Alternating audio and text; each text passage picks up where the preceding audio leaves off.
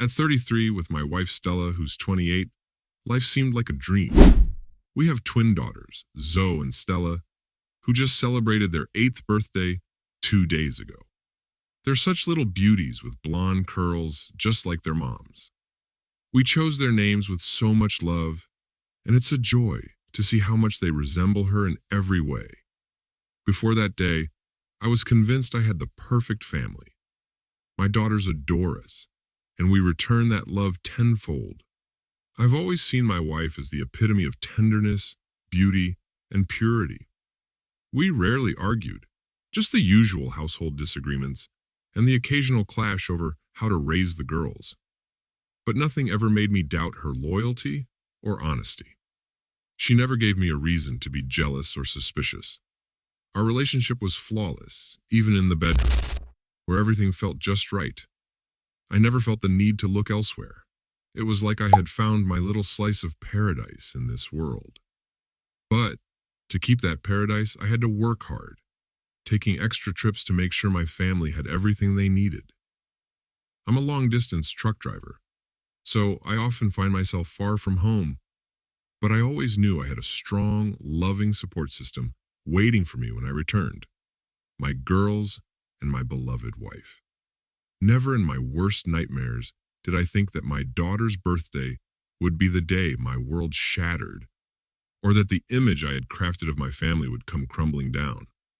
The morning before yesterday, we started the day by celebrating our daughter's birthday. We each gave them a gift, and after some joyful moments, we took them over to my mother-in-law's so we could have time to head out, pick up some treats and groceries, and decorate the apartment nicely before the guests arrived in the afternoon. We bought everything we needed, and were heading out with bags to the car in the hypermarket's parking lot.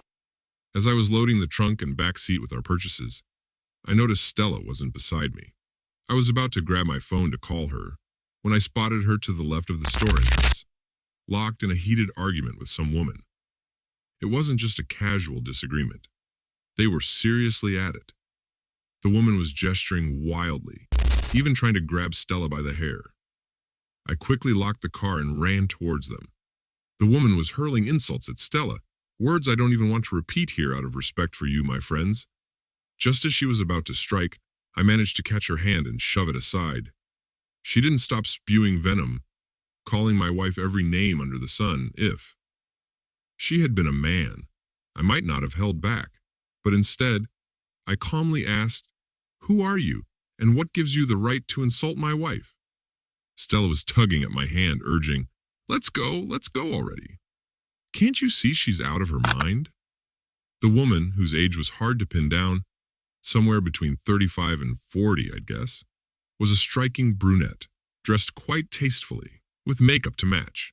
She looked at me, clapped her hands in some twisted satisfaction, and sneered, "And you must be the husband." Then, turning to Stella with a vindictive grin, she said, "Well, there you go. You're busted." She then stepped closer, her fingers playfully brushing against my forearm, then sliding to my waist as she said, "You're not bad at all. Hey, sweetheart, lend me your man for a couple of days, or you might end up swapping with mine." Her words hit me like a ton of bricks, and I immediately demanded to know what she thought she was doing and what all this was about. She responded with a smirk, telling me I'd better keep an eye on my wife so she wouldn't be tempted to fool around with other men. I turned to Stella, and she was covering her face with her hands, tears streaming down her cheeks. I pressed the electronic key and told her to get in the car and wait for me.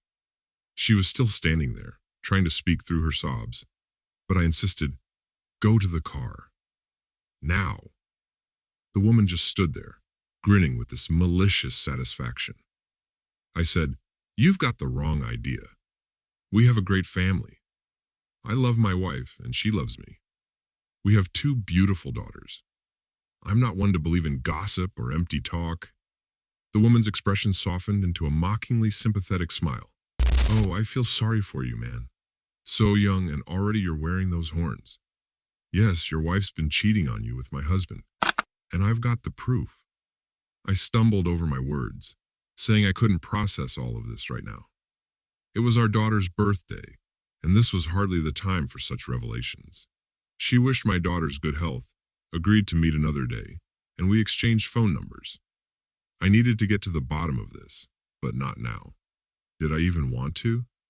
My head was spinning, you know. I got into the car, and Stella was in pieces, crying uncontrollably. I told her not to say anything for now, not until we could sort this out properly.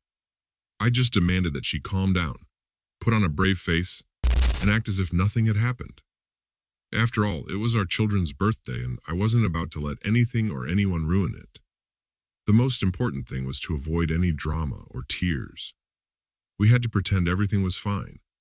I reminded her that she had some acting experience, so this shouldn't be too hard. As we prepared, decorated, and set everything up, she tried a couple of times to break down, but I kept her steady. The party itself went off without a hitch. First, the kids had their fun with a loaded table, gifts, contests, and games. Later in the evening, the adults gathered around the table. Stella, who usually drank very little, kept reaching for the wine, then the cognac, and I had to step in to hold her back. After the guests left and the girls, full of happiness, were tucked into bed, I tried to have a serious conversation with Stella, but it was like hitting a wall. All I got were tears and a constant stream of, "I'm sorry" and "I love you. Only you." It was as if she either didn't have any answers or simply refused to tell me anything, repeating over and over, "I have nothing to say to you." The next day, which was yesterday, I reached out to that woman, and we arranged to meet at a cafe in the shopping center. Her name, as it turns out, is Victoria. She was quick to apologize for her outburst the previous day, saying she had no idea it was my daughter's birthday, and that she never intended to ruin it. I reassured her that the day hadn't been spoiled. Then she pulled out a small laptop from her purse, inserted a USB drive, and showed me surveillance footage. There on the screen was my Stella, arm in arm with some man, entering and leaving an apartment building together.